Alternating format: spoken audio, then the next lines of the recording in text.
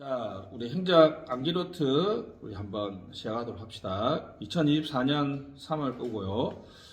카톡으로 자료 요청해도 되고, 그 다음에 밴드에 가면 자료를 있습니다. 유튜브 영상에 올릴 테니까 이 강의를 같이 들으시면 되겠습니다. 그죠? 1편은 뭐 제가 좋아하는 거는 국정 운영론인데, 여러분들은 또 여러분 나름대로 표현을 쓰면 되겠습니다. 그죠? 1편은 크게 4장으로 구성되어 있는데, 행정의 의, 그래서 행정 환경에 대한 얘기를 하고, 2장은 이제 가장 여러분들이 많이 공부하는 역사, 행정학의 접근 방법이 되겠습니다. 그죠? 2장이 환경이군요. 3장이 역사고, 4장이 행정 기능, 정부 규제에 관한 얘기인데, 빠르게 한번 우리 볼까요? 자, 그래서 행정 개념은 거기 90년대 중반 이후 밑줄 행정 경영화, 안 옳다가 2017년에 기술고시에서 시험에 나왔죠. 그죠? 행정과 경영의 유사점과 차이점을 물어봤으니까. 그죠? 유사점과 차이점 써주시고, 그 다음에 이제 세이어의 법칙 한번 써준 다음에, 최근에는 이제 보조만으로 가야 됩니다. 그죠? 보조만. 왜냐하면 이제 민간협력 가버넌스와 부합한다. 그죠? 민간협력을 강조해야 되기 때문에, 최근에는 이제 차이점보다는 양자의 유사점 또는 양자 간의 협력을 강조하는 이론이 강조되고 있다. 됐습니다. 그래서 이제 행정 경영은 언제든지 넣을 수 있으니까 B 해주시고, 행정 환경입니다. 그죠? 크게 이제 대외 맨 밑에 내려가면 다음 페이지 가면 참 넘어가네. 그죠? 대내 환경이 있습니다. 그죠? 대외 환경에서는 다시 일반 환경이 있고, 그 다음에 과업 환경이 있습니다. 그죠? 일반 환경하고 과업 환경이 있습니다. 일반 환경은 모든 조직이 다 영향을 받고 있는 거죠. 그죠? 정세, 민지, 포다위 이렇게 그냥 외우시면 되겠고, 최근에는 여기 이제 위험 사회를 많이 적어주시면 좋겠고, 다문화주의는 인사행정에서 다양성 관리와 관련되니까 꼭 기억해 주시고, 특히 이제 여기 드디어 이제 양가로 2번 4차 산업혁명. 그죠? 4차 산업혁명 23년도에 입법고시에서 뭐가 나왔어요? AI가 관료제에 도입되면 뭐가 바뀔 거냐? 그래서 민첩한 조직이 되기 위해서 뭐가 필요하냐 물어봤습니다. 그죠? 그래서 핵심적인 포인트는 여기 증거 기반 관리하고 데이터 기반 행정 활성화법 알고 있는 거 위주로 가주시면 좋을 것 같습니다. 그죠? 세계화는 요즘에 쓸 일이 거의 없는 것 같아요. 그죠? 민주화는 항상 참공투, 참여 공개, 투명, 과정이죠. 그죠? 내용은 책신 대형, 책임 신뢰 대형 형평. 그래서 우리나라의 비민주는 DAD, 합의 형식 방식이죠. 그죠? 오도된 합의, Deceived Consensus를 어떤 책에는 오도된 합의라고 하기도 하고, 저는 이제 위장 합의다. 이렇게 저는 써보고 있습니다. 그죠? 여러분들 알아서 적당히 쓰시면 되겠습니다. 그죠? 최근에는 이제 하나 더 쓰면 민주화는 간접 민주에서 요즘에는 직접 민주 또는 수기 민주주의로 어떤 변화를 요구하고 있다. 됐죠? 지방화는 넘어갈게요. 포스트 모던은 이게 아주 2000년대 중반에 시험에 대학 모의고사 나왔는데 요즘에 좀 중요도가 좀 떨어지고 있는 것 같아요. 그죠? 그냥 상다, 구해, 반담. 상상, 상대주의, 다원주의, 다양성 선호, 구성주의, 인간 해방 해체의 반관료제와 담론 이론을 하자는. 담론은 답은 무슨 담론? 적정수 담론. 담론이 구현되고 있다는 것은 우리 잘 아는 것처럼 등대숙 수용이죠. 등대숙 수용. 이것도 이제 2021년인가요? 그죠? 공론조사 시험에 오고 나서 조금 이제 한 2년 동안 뜸해지고 있습니다. 그죠? 그래서 넘어가고, 다문화주의 항상 샐러더볼 요거 기억해야 되죠. 발전의 원동력으로 본다는 거. 위험사회는 그냥 두 단어, 예견된 파국, 조직화된 무책임, 위기관리나 위험 소통이 중요하다. 울리백 써주려면 울리백이 가장 강조하는 단어는 뭐라고요? 산업사회의 어떤 기술의 발전은 예견된 파국으로 가고 있고, 서로 책임을 안 지려고 하는 조직화된 무책임이 일어나고 있다. 그래서 위험 소통을 통해서 위기를 사전에 방지하는 것이 중요하다고 얘기했으니까 이 정도 봐주시면 되겠고, 저조고양 넘어갈게요. 과학환경엔 정치인데 맨 끝에 있는 것처럼 우리 오늘 1회 문제에서 봤던 것처럼 우리 관료제 자율성, 그죠? 관료제 자율성. 그래서 관료제 자율성에 대한 어떤 개념 정의, 정책 결정을 수행하면서도 책임을 지지 않는다. 아니면 귀찮으면 뭘 쓰면 돼요? 엘빈 토플러의 무슨 파티? 인비지블 파티. 쭉 보이지 않는 정당이 관료제라는 거죠, 그죠? 그래서 이제 행정의 민주성하고 행정의 효율성이 동시에 충족돼야 되는데 톰슨의 계층별 논의가 좋고요. 학문적으로는 예이처의 관료제적 민주주의도 괜찮다 그랬죠, 그죠? 관료제적 민주주의. 그 민주주의 원리를 관료제라는 효율성을 추구하는 관료제에 민주주의 원리를 도입하면 우리 관료제와 민주주의 또는 민주성과 효율성이 조화될 수 있다는 거죠, 그죠? 됐습니다.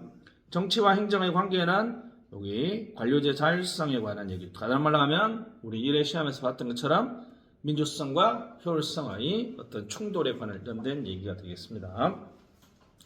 경제입니다. 경제는 작년에 시험에 나왔죠, 그죠? 그냥 한번 해볼까요? 공부독불정형.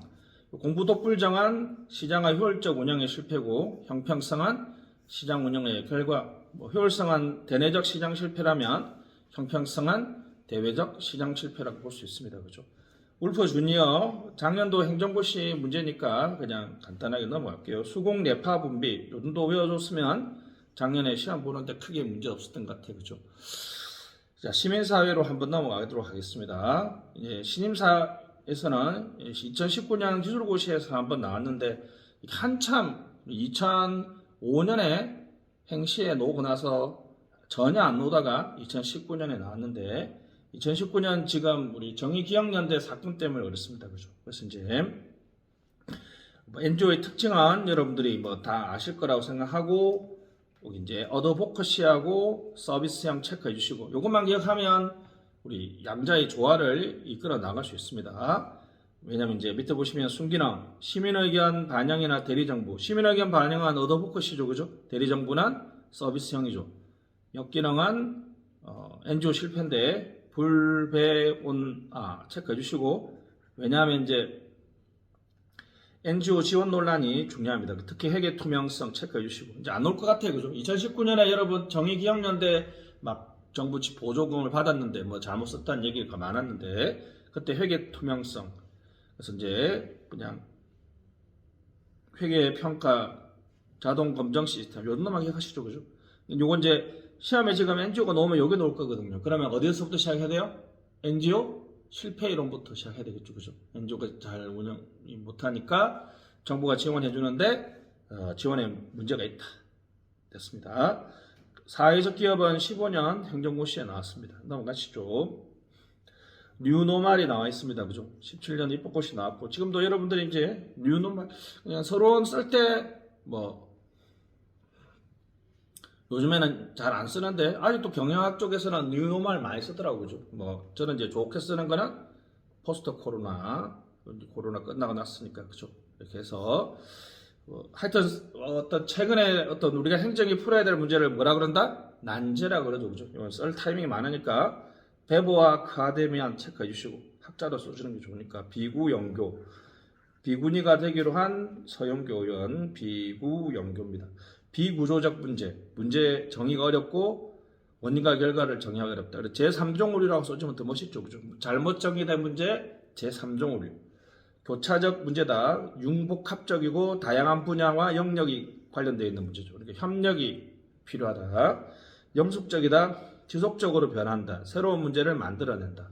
됐습니다. 그래서 지속 가능한 협력 체계를 구축해야 된다는 뜻입니다. 난제는 세 가지 뭐라고요? 비구영교. 아니면 위에 얘가 있네, 그죠?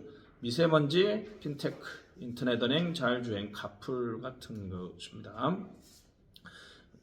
또 선생님들이 요 얘기를 많이 하니까 얘를 쓰시고 비구영교 정도 써주면 좋을 것 같습니다. 대내적 관점에서의 행정 환경은 행정 이념. 우리 이제 큰 정 분야, 작은 정 분야에 관련되어 있죠.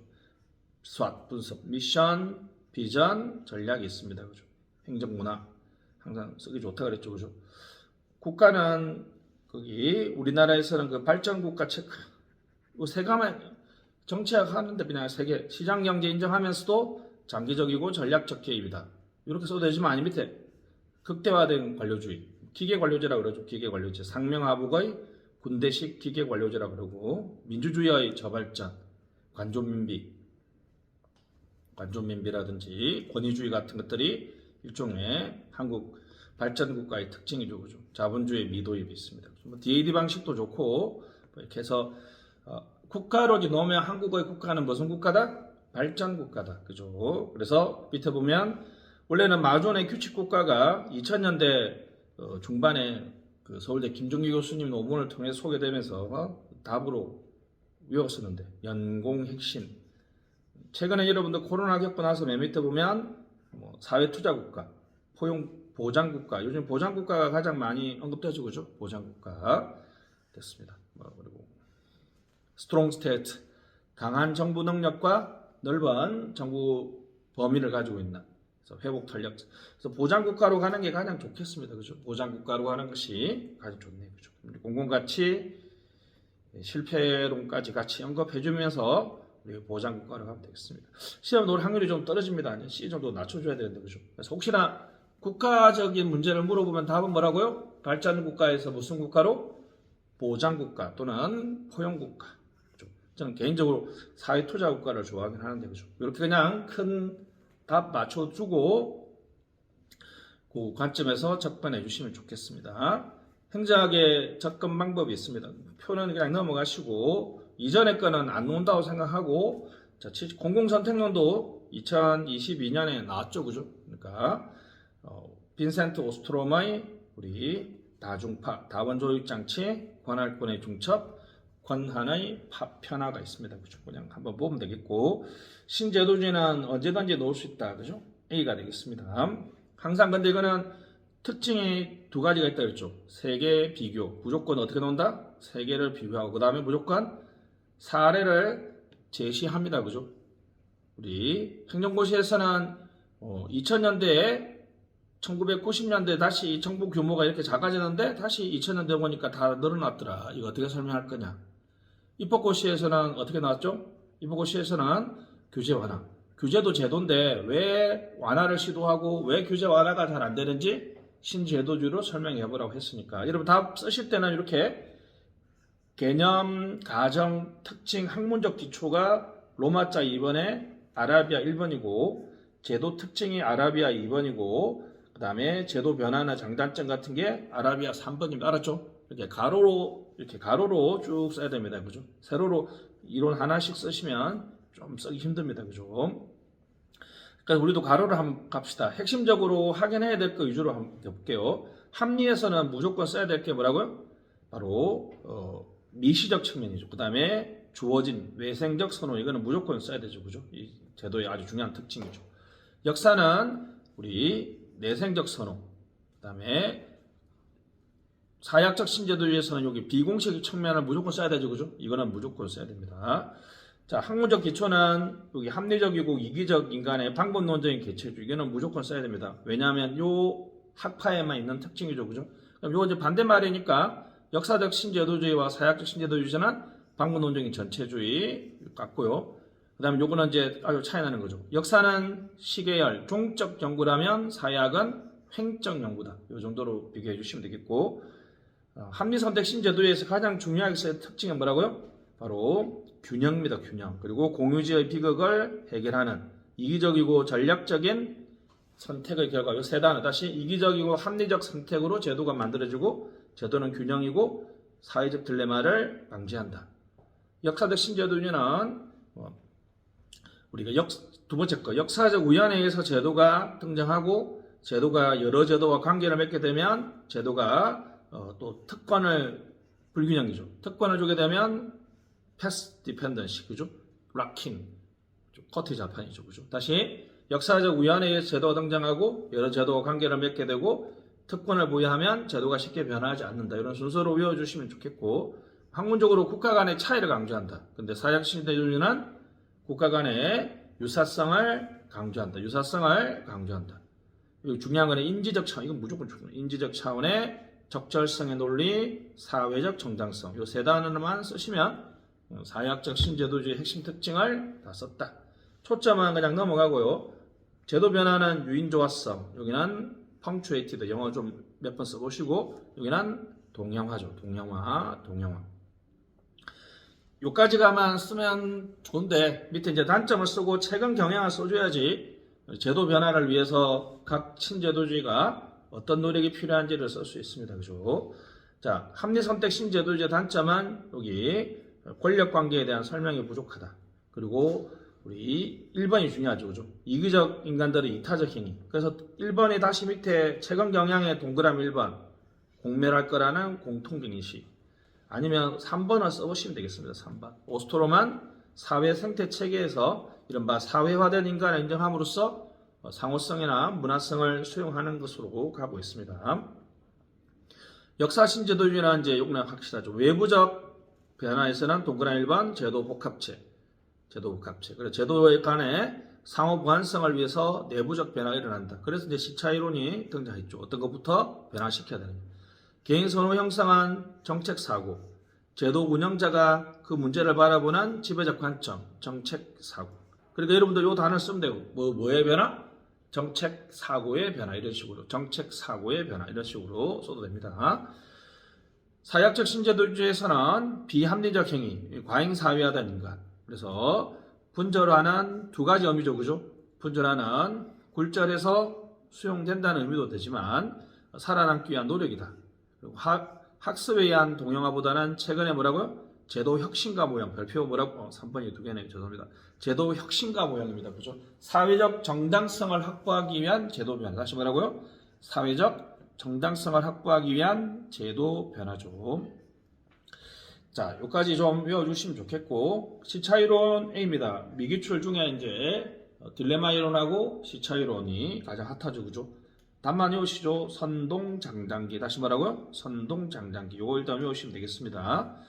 선동장단기. 각각 하나의 사례를 여러분들이 기억해서 여러분들이 써주시면 좋을 것 같습니다. 그죠? 거래비용 이론은 넘어가고요.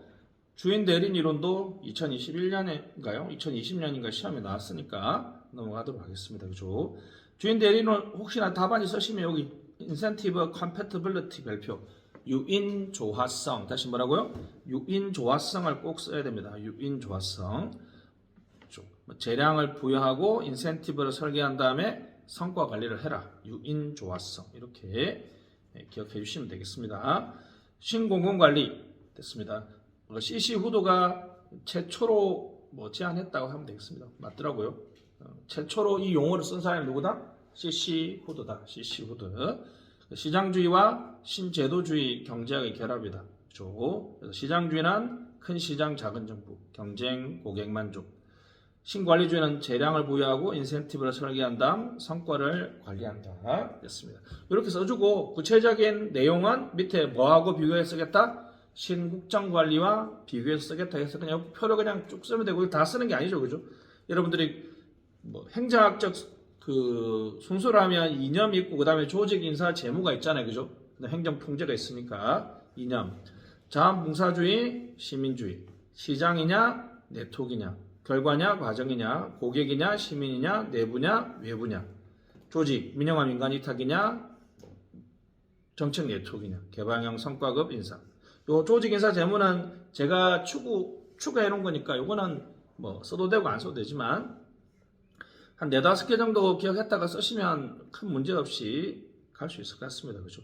근데 공통점도 있다는 거, 분량 채우려면 공통점도 있다는 거, 그죠? 자, 정보 실패에서 출발한다 밑줄, 전략적 방향 잡기 밑줄, 엠피리컬 팩트라는 용어도 많이 쓰는데 용어 넘어갑시다. 그죠? 3번. 행정과 경영의 엄격한 구분을 지향한다. 세 가지. 다시 말하고요. 정보 실패에 근거한다. 전략적 방향 잡기로 정부 역할을 본다. 공공과 민간의 이분법을 지향한다. 이 정도 공통점 써주고 차이점은 다시 여러분들 그냥 이런 거는 덮어놓고 이렇게 가로로 한 3-4개 써주고 하면 분량 채우기 쉽겠죠. 그죠? 우리는 2차는 이게보다 뭐가 더 중요해요? 사실은 더 중요한 건 뭐예요? 한국의 90년대 중반 이후에 행정개혁은 어디가 더 많았다? NPM적 개혁이 많았다고 하려면 조직에서는 뭐 했다? 민영화 민간 위탁을 했고 책임 운영기관 도입했고 인사에서는 그냥 순서대로 채용에서는 개방형, 그죠? 능력 발전에서는 액션 러닝이라든지 역량 기반 교육 훈련했고 성과급 도입했고 그죠? 성과 계약했고 이런 식으로 좀 우리 2차는 좀 분석이나 평가를 해주는 거니까 요까지 암기하는 거는 객관식 행정학이라면 이제 우리 행정개혁을 좀 평가해 줘야 됩니다. 여러분 좀 정리를 좀 해주셔야 되겠어요, 그죠? 됐습니다. 뭐 답은 양자에 좋아하죠, 그죠? 답은 양자에 좋아하는데 우리나라의 90년대 중반 이후의 행정개혁은 뭐 NPM적 개혁이 어떤 시기적으로 말하면 NPM적 개혁에 대한 어떤 지속적 추진에 뉴가버넌스의 보완적인 도입이다. 뭐 이렇게 되고 아니면 어떻게요? 뭐 2010년이라 할까요? 2010년 이후부터는 우리 뉴가버넌스적인 개혁이 좀 더 강조되고 있다. 이렇게 해도 될 것 같습니다. 그죠? 그래서 네트워크 거버넌스 체크, 뉴 거버넌스 체크, 거버넌스 체크, 협력 거버넌스 체크. 네 가지 단어로 다 시험에 나왔고 다 같은 말이죠. 그죠? 그래서 그냥 굳이 답안지 쓸 필요 없는데 거의 대부분 선생님 광의의 거버넌스가 아니라 다음 페이지 가보시죠. 다음 페이지 표 밑에 보면 협의의 거버넌스입니다. 다시 무슨 거버넌스다? 협의의 거버넌스. 로즈의 서비스 전개망은 정정길 교수님이 최초로 제안해서 쓰는 거고 우리나라 선생님들이 가장 많이 쓰는 겁니다. 다시 로즈의 무슨 연계망? 서비스 연계망. 아그라노프의 콜라보라키라고 해도 되겠습니다. 그쪽은 이명석 교수님 논문에 있는데 직관적으로 의욕이 좋은 것 같아요. 그죠? 그렇죠? 그래서 원칙은 OECD 공참체 교육, 공개 참여 책임 효율 일관. 바람직한 거버넌스가 갖춰야 될 요건인데 저는 이상하게 좋더라고요. 그죠? 다양 행위자, 네트워크 신뢰. 다시 로즈의 서비스 연계망의 특징은 뭐다? 다, 내, 신. 다시 뭐라고요? 다양한 행위자, 네트워크 신뢰를 강조합니다. 그죠? 자, 사회 자본이 있습니다. 그죠? 웰빙 오브 네이션 체크해 주시고 요거는 OECD 2005년인가요? 보고서 제목인데 너무 멋있죠. 그죠? 국가의 웰빙은 뭐가 좌우한다? 사회 자본이. 이거 꼭 스펠링도 쉬우니까 써줄 수 있겠죠? 됐습니다. 그라노베타는 하버드 심리학과 교수죠. 그죠? 사회자본의 아주 유명한 책이죠. The Strength of Weak Time. 약한 연대의 강함이 돼. 이건 안 써도 되지만 웰빙 오브 네이션은 행정학으로 딱 맞죠. 그죠? 푸트남 규범 신뢰 네트워크로 외워내지만 저는 호평민 결사 이렇게 외우겠습니다. 호혜 규범, 평등, 시민관여, 결사체, 교량형, 결속형 잘 아시죠? 그죠? 예를 한두 개 적어주시면 되겠고 사회 신뢰, 주관적 믿음에 취약한 지위를 수용하려고 하는 거죠. 그죠? KDI 사회자본 실태조사는 너무 옛날 건데, 그죠? 이거는 특이하게 구조 동그라미, 문화 동그라미. 사회자본이 별도로 지금 놓은 적이 없죠. 그죠? 그래서 A입니다. 다시, 그래서 요 틀도 좋죠. 구조적 측면과 문화적 측면을 해서 결사체나 시민관여는 구조적 측면, 호혜규범이나 사회 신뢰는 문화적 측면을 보고 있습니다. 그죠? 한눈에 보는 한국, 그래서 41% 체크해 주시고, 정부의 대응성, 개방성, 청렴성에 대해서 우려를 표명했다. 이거 그 OECD 2024 그죠? 글랜스라는 게 한번 슬쩍 보는 걸 글랜스라 그러잖아요. 그죠? 이게 매년 발표하거든요. 요거 아주 공신력 있는 자료니까 그죠? 꼭 좀 여러분들이 인용해 주시면 좋겠습니다. BLI, Better Life Index인데 2011년 이후부터 OECD가 발표하고 있습니다. 재작년 2년마다 발표할 겁니다. 아마 2022년 BLI가 전체인데 이거 특이하게 시민 참여가 엄청 높다는 거 아시죠? 우리나라 시민 참여 높습니다. 안전 공동체 체크해 주시고 공동체가 우리 결사체잖아요. 그죠? 결사체가 거의 38위권이니까 거의 꼴등이죠. 그죠? 대행 신뢰도도 와 우리 2019년만 해도 65%였는데 지금 2021년 59%로 사회 신뢰가 떨어지고 있죠. 그러니까 공동체, 대행 신뢰, 정부 신뢰 요 세 가지 정도 그죠? 기억해 주시면 시민 참여 좋은 거니까 그죠? 호평민 결사할 때 웬만큼 이제 우리 사회의 사회자본 지표를 객관적인 수치로 쓸 수 있겠죠, 그죠? 그렇게 해주시고 재고 방안은 사회자본 실태조사에서 시민 배시 문제도 아직 안 하잖아요, 그죠? 공론조사 한번 했죠. 자원봉사 마일리지 제도, NGO에 대한 지원 등이 있습니다, 그죠?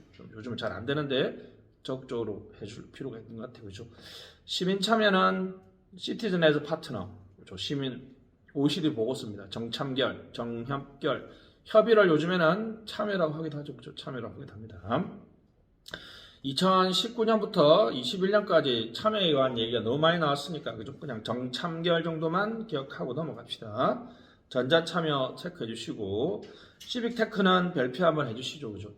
정부체계론에서는 이미 입법고시에서 시험에 나왔는데 행정고시에서는 아직 안 나왔는데 그냥 바람직한 첨단 정보기술 체크, 시민들이 자발적으로 문제를 해결하는 방식입니다. 아니면 여기 메르스 확산지도나 마스크 시민지도 체크해 주시고 전형적인 시빅테크죠. 마스크 시민지도는 2020년 적극행정상을 받았으니까 우리 공신력도 있습니다. 그죠?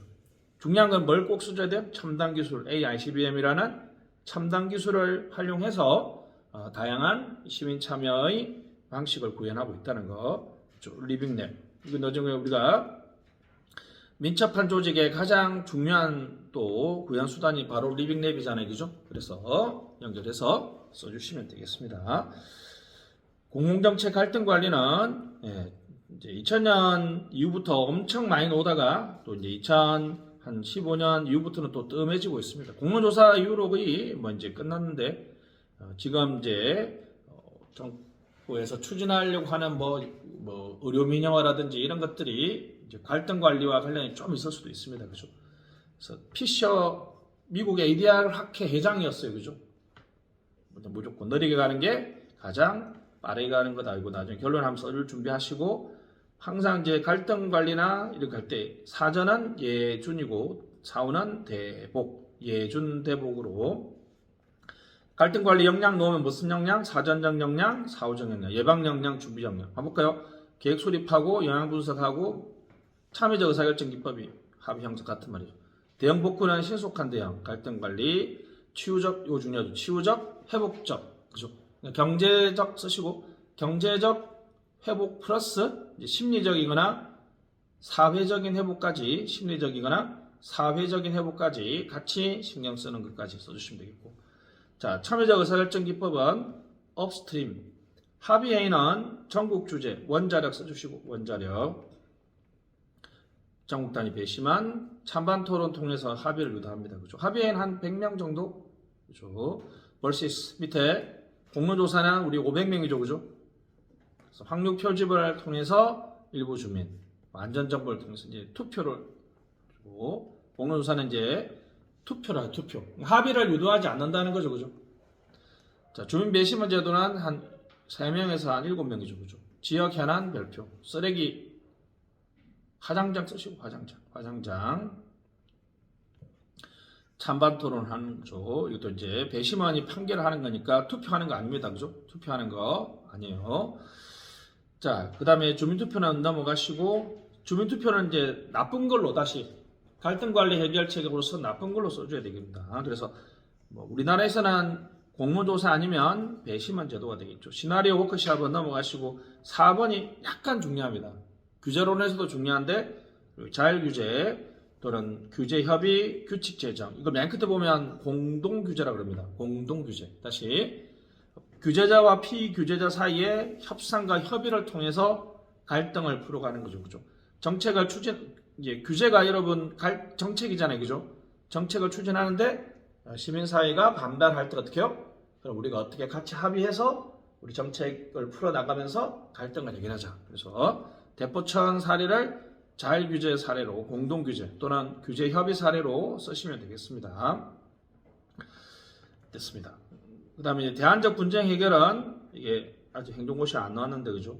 협상조중입니다. 협상조중. 협상한 당사자들끼리 직접 하니까 제3자가 없고 구속력도 없습니다. 다른 말로 하면 구속력 없단 말은 절차나 형식이 아주 자유롭습니다. 알았죠?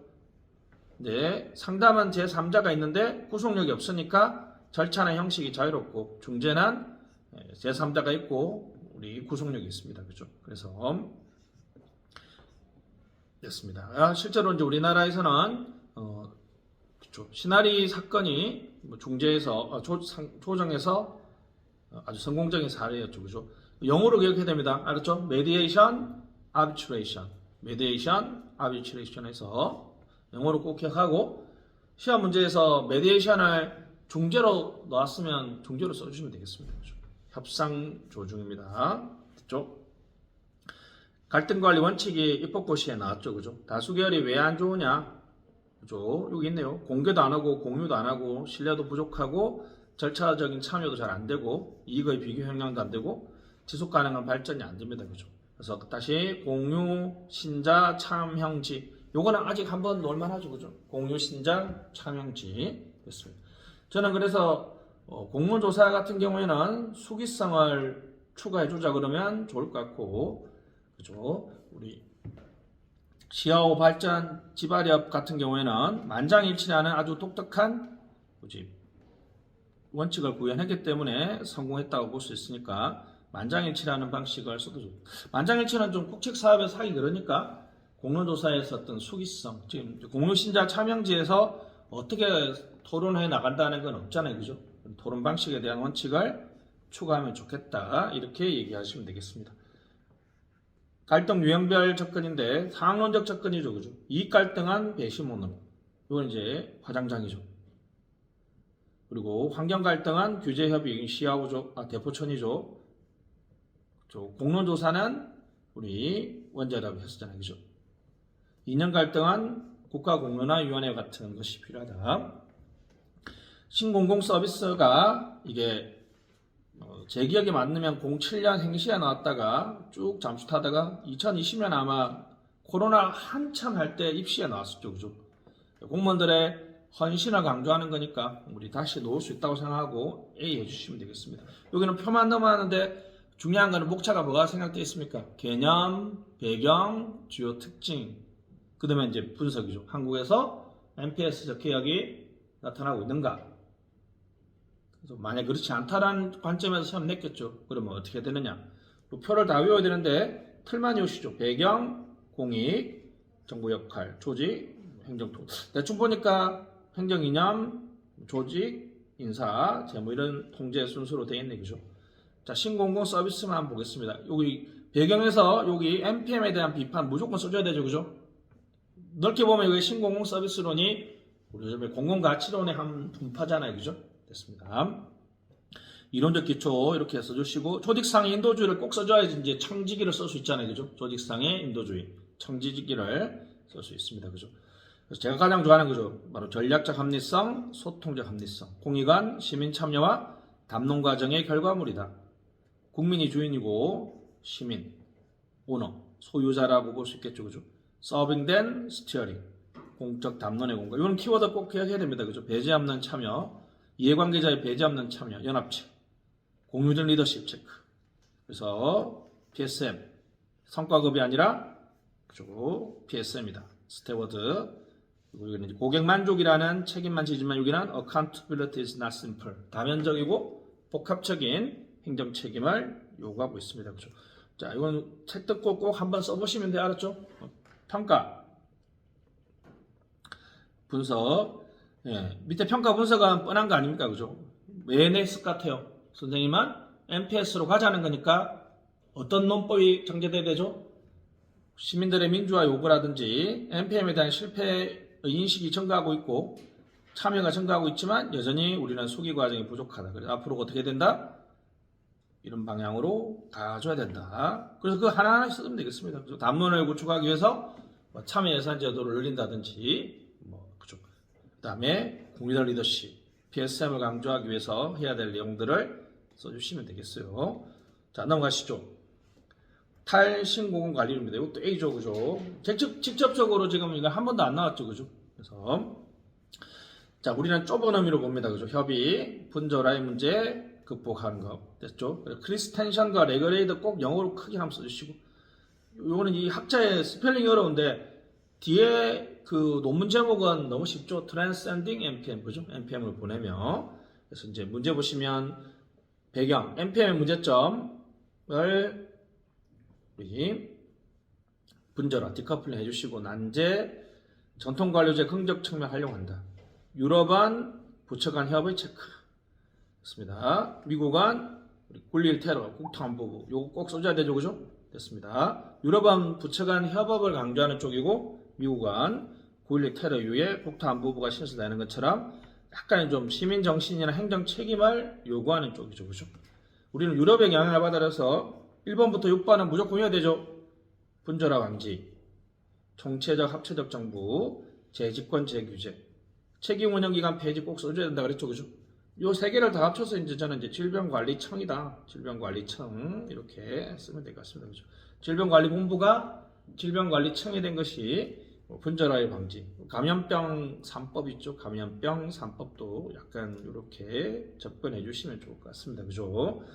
공공민간 파트너십, 역할 모호성의 제거, 명확한 역할 관계 정립, 각국의 문화적 행정 요소. 이렇게 이제 기억해야 되지만 밑에 우리 이제 또 신공공관리와 비관 탈신공관리가 나와 있죠, 그죠? 한번 보겠습니다. 자, 재규제 됐죠. 정치적 통제, 민주성과 형평성, 전통적 가치 동시 고려하고 민영화에 대한 신중한 접근, 공공민간 파트너십. 제가 가장 좋아하는 말이죠. 관료제와 탈관료제의 조화, 관료제와 탈관료제의 조화, 재직권, 직권과 분권의 조화, 분절화 축소, 총체적 정부, 자율성과 책임성을 동시에 정된다. 공공책임성을 강조한다. 문제대에 보면 요 표로 비교해서 쓰는 답안이 훨씬 공부한 티가 좀 나는 것 같아요, 그죠? 아니면 1번부터 6번 위에 거 다 외워주시고. 자, 블랙스버그 선언이 갑자기 이제 됐죠. 블랙스버그 선언 좀 중요해지고 있습니다, 그죠? 90년 리파운딩 퍼블릭 어드미니스트레이션 체크해 주시고 됐습니다. 83년도에 나왔는데 90년 수정 보완했다 됐죠. 그래서 이제 관료 후려치기 별표 위에 보면 정당성 회복 체크. 그리고 이제 NPM에 대한 비판이죠, 그죠? 미국 사회에 과도하게 우리 공격이 가해지고 있는 관료제의 어떤 정당성을 회복하고 관료 후려치기를 극복하기 위한 거죠. 됐습니다. 그래서 이제 전문직업주의 별표 밸런스 휠 체크. 밸런스 휠. 그래서 이제 이거 이제 어려운 게 뭐라고요? 행정우의적 정치행정 이원론이죠, 그죠? 행정우의적 정치행정 이원론. 많이 요즘에 좀 강조되고 있으니까 여러분들이 좀 기억 좀 해주시면 되겠습니다. 여러분들이 그 답안지 쓰실 때 행정의 적극적 역할을 강조하려면 요즘에 가장 강력한 논구가 뭐라고요? 바로 블랙스버그 선언이나 정보기능 재정립 운동이죠. 그래서 다시 핵심 키워드가 뭐라고요? 이제 학자 몇 명은 기억해줘야 되겠죠, 그죠? 학자 몇 명은 쓰기 쉬운 건 이제 구셀, 울프, 로라는 학자가 상당히 강조죠. 구셀하고 로 스펠링 쉬우니까 기억해 주시고 80년대 대기됐다. 관료 후르치기 극복, 전문직업주의, 그래서 정치행정 다양한 이익집단 사이의 균형장치, 밸런스 휠이 돼야 된다. 그래서 시민참여, 둘째, 심사숙고, 셋째, 이해관계자 누군지 확보할 필요가 있다. 요게 이제 올해 시험에 놓으면 만약에 공공가치로 놓으면 이론적 배경으로 뭘 쓸 수 있다? 관료정으론 우리 블랙스버그 선언을 쓸 수 있죠, 그죠? 이번에 암기노트에서 좀 놓을 것 같아서 이거 좀 많이 넣어놨습니다, 그죠? 한번 볼까요? 무엇에 공공가치 창출론. 핵심 키워드는 이제 전략 삼각형이죠, 그죠? 전략 삼각형. 자, 정당성과 지원, 공공가치 창출, 운영 역량을 도출할 필요가 있다는 거죠. 됐습니다. 넘어가고 전략 관리자 체크. 다시 전략 관리자. 그래서 이제 여기서 전략 관리 역할은 첫 번째 철학적인 측면, 공공가치를 제시하고 정당화하는 역할. 정치적 측면은 이해관계자의 지지를 확보하는 것. 기술 측면에서는 성과를 달성하고 관리적 역량이 전략 관리자. 됐습니다. 이건 이제 제가 추가적으로 해놓은 거니까 전략 관리자는 크게 뭐라고요? 철학적 측면, 정치적 측면, 기술적이고 관리적 측면으로 봐주시면 되겠고 공공가치 회계 요 정도만 기억하시죠. 뭐가 회계 전공이라고 그러더라고요. 모 교수가. 그래서 비용 동그라미, 성과 동그라미 그죠? 이제 전략 공공가치 창출하고 나서 제대로 관리하기 위해서 그냥 공공가치 뭘 강조했다? 회계를 강조했다. 요 정도만 기억하시죠. 알았죠? 공공가치 회계는 기본세에는 빠져 있거든요. 그러니까 굳이 안 써도 되고 쓰면 플러스 알파 점수 포인트 알았죠? 비용 항목과 편익 항목으로 나눠서 좀 더 체계적으로 관리하자는 측면에서 보시면 되겠고 아니면 그냥 밑에 표를 기억하시죠. 전통행정은 X, 신공공관리와 공공가치 창출론. 자, 개인 선호의 집합이냐, 수기를 거친 거냐, 효율성이냐, 다양한 공공가치냐, 성과계약 체크, 다원적 차원에서 책임을 확보해야 된다. 서비스 전달은 주로 이제 민간을 활용하지만 대안적 전달 체계, 그래서 공공부문이나 공공기관, 책임운영기관 등 다양한 조직체를 활용한다. 관리자는 수기 절차, 전달 네트워크를 운영 조정하고 전체 시스템을 역량을 유지하는 것. 공공서비스 정신, 독점보다는 공유 가치에 대한 관계 유지한다. 미주적 과정에 대한 기여, 대화 형성 전달, 공공참여, 다원적이다. 좀 느낌이 좀 없긴 한데 그죠? 그래서 이런 단어들을 좀 기억 좀 해주시고 설마 금방 나오겠어요, 그죠? 네, 하여튼 자 최소한 게 모르니까 혹시 무어는 최소한 게 뭐라고요? 전략 삼각형 무슨 관리자? 전략 관리자. 다시 무슨 관리자? 전략 삼각형 전략 관리자 정도 기억하시고 나머지는 여러분 기본기로 쓰시면 되겠습니다. 보조만의 공공가치 실패론이 더 그렇죠. 외우기 힘들죠. 그래서 공공가치 실패란 자, 어떤 방식으로 제공되든지 지켜야 될 바람직한 공공가치가 있는데 그것이 달성되지 않으면 무슨 실패다?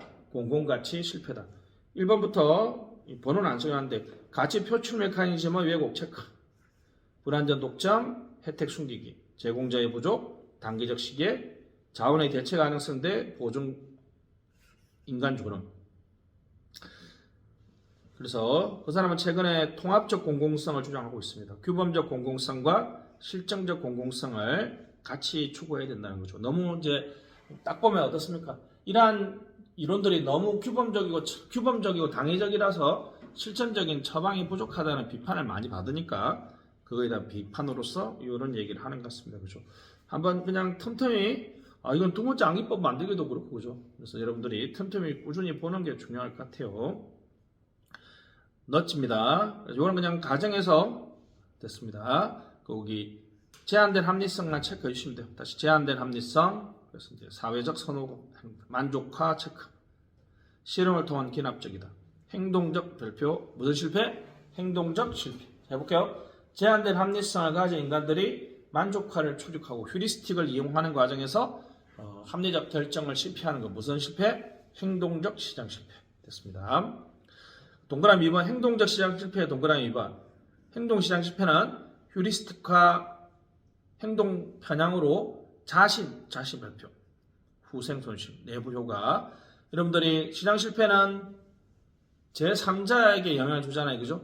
외부 효과가 발생하죠. 긍정적 외부 효과와 부정적 외부 효과가 발생하는데 자 행동 시장 실패는 결국 누가 손해본다? 내가 손해본다는 거죠. 무슨 효과? 내부 효과. 요거 한번 구분해 주시고 정책 처방은 동그라미 2번 기존 수단 밑줄 명령 지시 유인 보상이 아니라 부드러운 개입. 다시 뭐라고요? 부드러운 개입.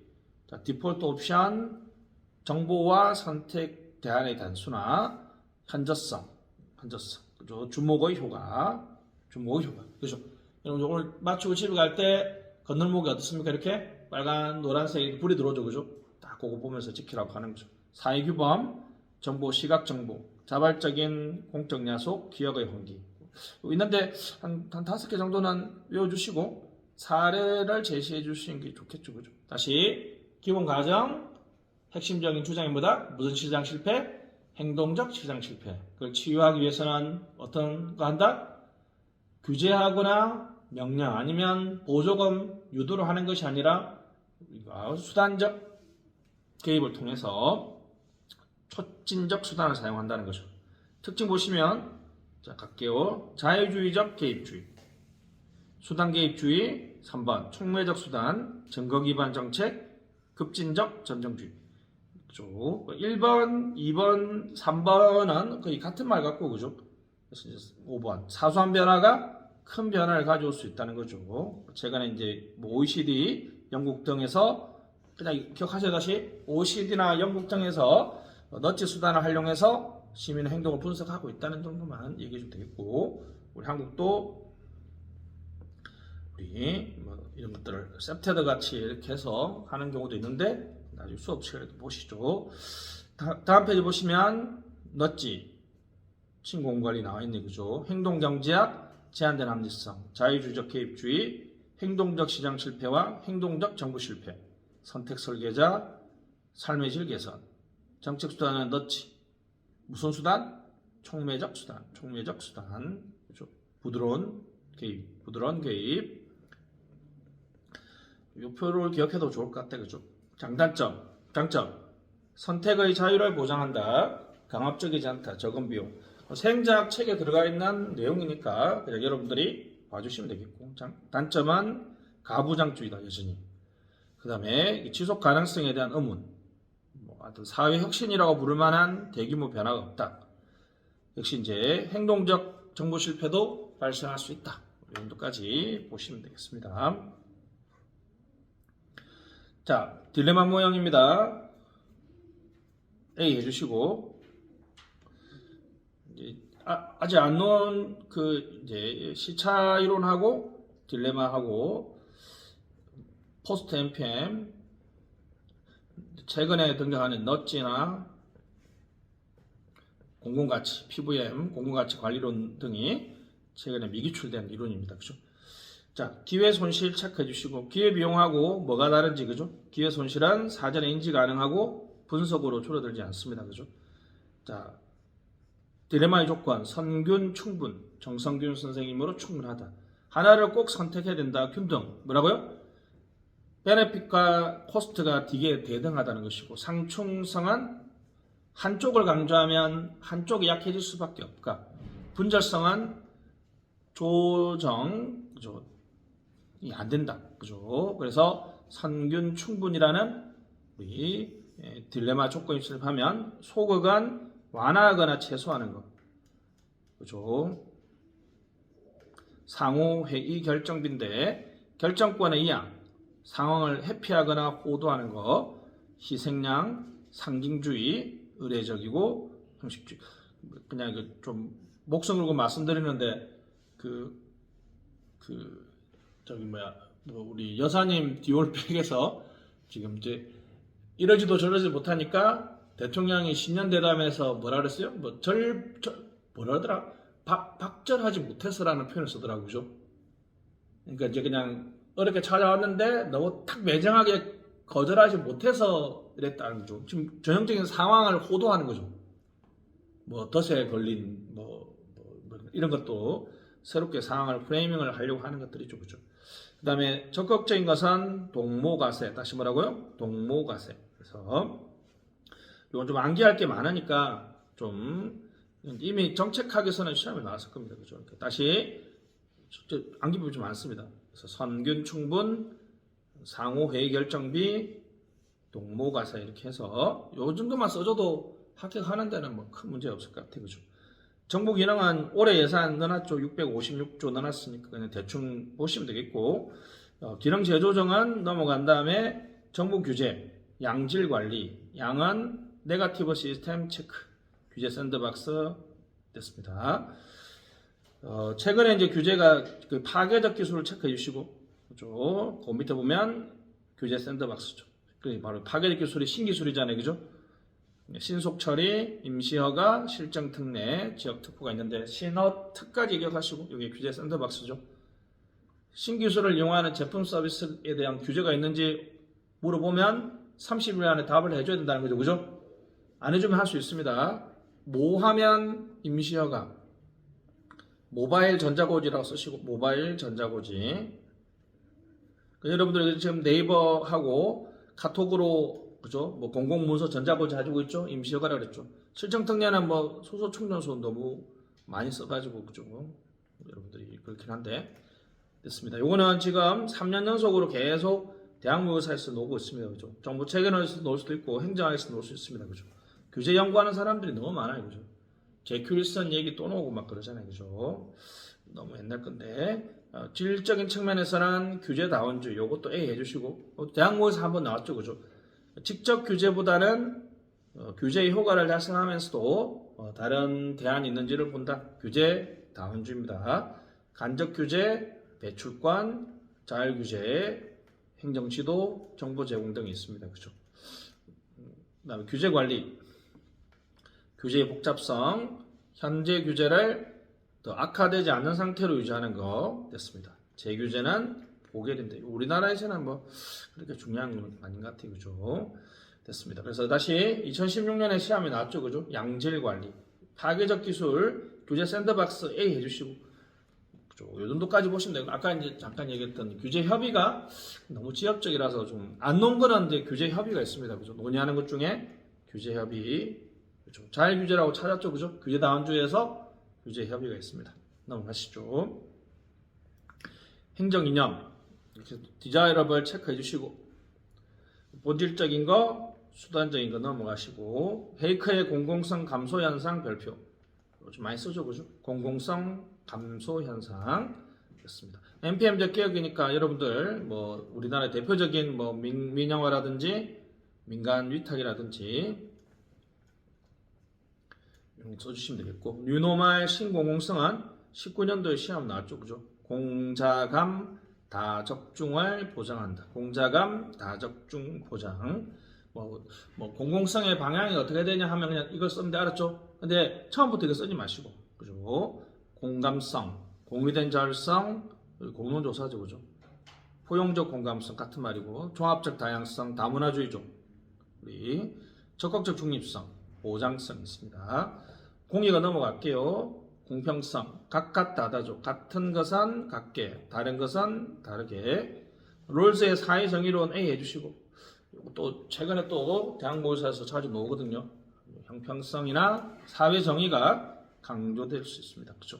자, 갑시다. 이거는 좀 암기가 많습니다. 가정은 뭐라고요? 무지한 최소위. 다시 뭐라고요? 무지한 최소위까지 얘기해 주시고, 무지한 최소위가 1의 원칙, 즉 평등한 1의 원칙을 기회를 2원칙으로 조정해버렸다. 다시 무지한 최소위가 1등의 평등한 기회를 2등으로 조정했습니다. 이거보다 더 중요한 거는 바로 그 원칙이죠. 그죠? 제가 다 표시해놓은 것처럼 다시 차등 조정 원칙은 기회균등을 침범할 수 있다 없다? 없다. 그리고 2원칙은 1원칙을 침해할 수 있다 없다? 없다. 이걸 꼭 써줘야 돼요. 그죠? 이거 꼭 써줘야 됩니다. 식 관계가 공간이 없어서 안 써줬습니다. 1원칙이 2원칙에 우선하고 2원칙 내에서도 기회균등이 뭐에 우선한다? 차등 이 차등 조정의 원칙을 어떤 분들은 차별 원칙이라고 합니다. 원래는 이제 차별의 원칙이 맞습니다. 원문에는 difference principle로 되어 있거든요. 차별한다는 게 누구한테 좋은 차별? 최소 수혜자한테 좋은 차별을 해주는 거니까 좋다는 거죠. 그리고 만약에 시험 문제에서 여러분 이 롤즈의 사회 정의론이나 공평성을 좋은 뉘앙스로 낸 분은 답에 뭘 쓰면 돼요? 아마르티아 센. 다시 뭐라고요? 아마르티아 센. 불평등의 재검토에서 능력. 그죠? 그러니까 흑인들한테 할당제 할 테니까 와서 시험 보라고 하는 것까지가 존 롤스의 얘기라면 그 사람들한테 충분히 교육을 시켜줘서 와서 시험을 볼 수 있는 어떤 능력까지도 키워줘야 된다는 거죠. 알았죠? 그래서 무슨 평등? 능력의 평등까지도 장기적으로 뭐 고려해야 된다는 식으로 쓰면 상당히 좋을 것 같습니다. 포용성 테일러 구비 신사위원 관대하고 포용적인 정책을 제안했다. 이거는 이제 문재인 정부 때 강조했고 지금은 이제 요 정부하고 좀 스타일이 안 맞아서 이런 보시면 되겠죠. 수당적 가치는 민주성, 그래서 이제 과정 내용, 참공투, 책신대형 그냥 보시죠. 대내적 민주성은 이제 민주적 관리가 되겠고, 능률은 투입 대비 산출, 광의적 의미에서는 생산성, 효율성으로 쓰기도 한다. 기술적 효율성, 배분율 넘어가시고, 그냥 뭐 능률성 넣으면 여기 기계적 능률과 사회적 능률이 선생님 책에도 다 하니까 그렇죠? 됐습니다. 특히 결정에서 능률성은 이제 BC 분석, 예타, 집행에서 여기 나와 있죠. 예산 성과급 같은 것들이 가장 뭐 대표적인 거죠. 예산 성과금입니다. 성과금.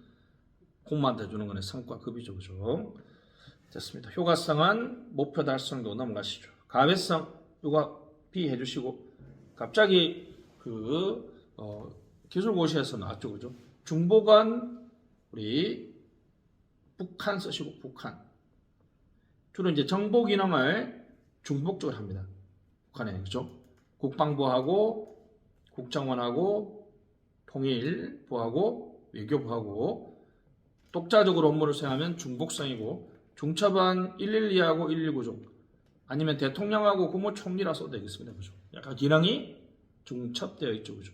등전이 현상, 동등잠재력, 주브레이크, 보조 브레이크라고 생각하시면 되겠죠. 주브레이크가 고장났을 때 보조 브레이크가 그 기능하는 거.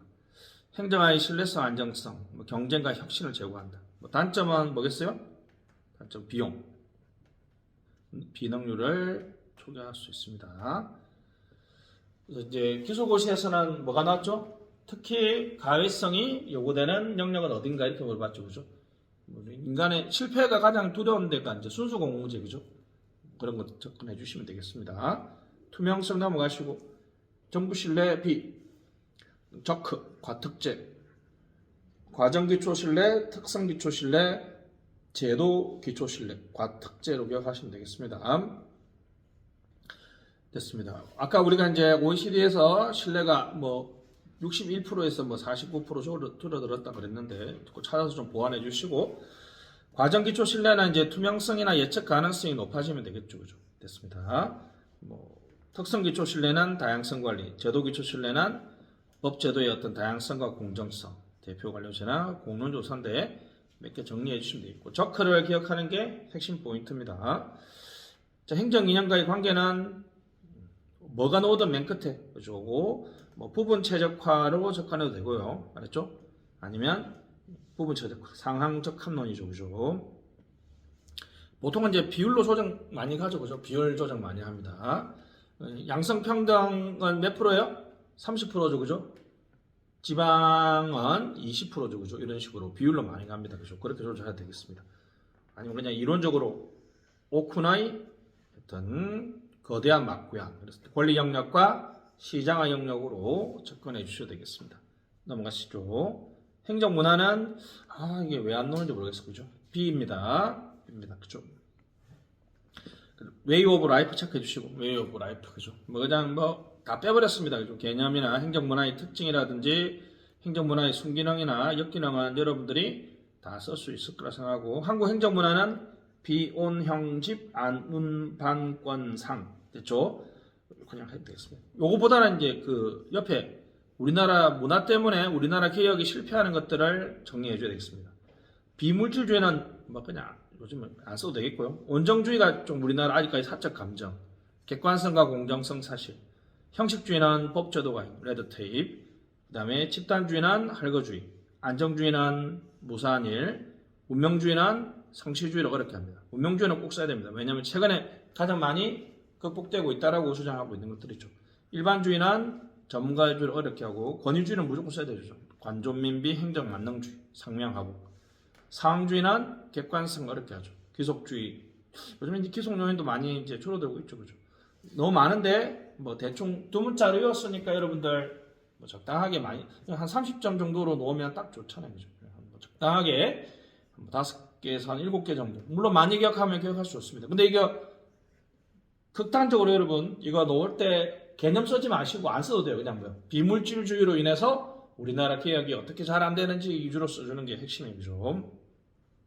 아니면 관료제 문화라고 나왔을 때 아니면 관료제라는 이렇게 전문계 비법이라는 관료제의 운영 방식에서 전문화는 부차할거주의, 문서주의는 동조과잉, 계층제는 상명하복, 비정의성은 비인간화, 법치주의는 법규 만능주의를 초래한다. 이런 식으로 접근해도 상당히 나이스합니다. 알았죠? 그래서 시험은 행정문화로 나오기도 하고 관료제 문화로 나오기도 합니다. 그죠? 그래서 이제 문화론이 나오면 샤인의 문화 리더십이나 어떤 제도 변화가 교육 훈련 같은 것 외에는 답이 없죠. 그죠? 호프스테트는 그냥 여러분들이 저는 장남불객권절 이렇게 해서 전 세계 가치나 문화를 분석하는 틀로서 호프스테트가 만들어 놓은 거죠. 그죠? 쓰실 분들은 거기 어디였어요? 피라미드 찾아보시면 한국의 행정문화는 호프스테트에 하면 뭐다? 피라미드. 권력 거리가 높다는 것은 뭡니까? 상명하복이라는 얘기죠. 그죠? 상명하복. 옆에 보시면 불확실성을 회피한다는 거니까 안정지향이라는 거죠. 한국의 지배적인 문화는 피라미드. 누구에 의하면? 호프스테트에 의하면 피라미드가 된다는 겁니다.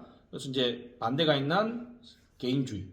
권력 거리가 낮고 불확실성을 선호하는 쪽으로 가야 된다는 거죠. 여기까지는 너무 깊은 내용이고 비혼 형집 안운방권 창까지 기억해 주시면 되겠습니다. 자, 여기까지 해서 행정 이념론까지 마치도록 하겠습니다. 수고하셨습니다.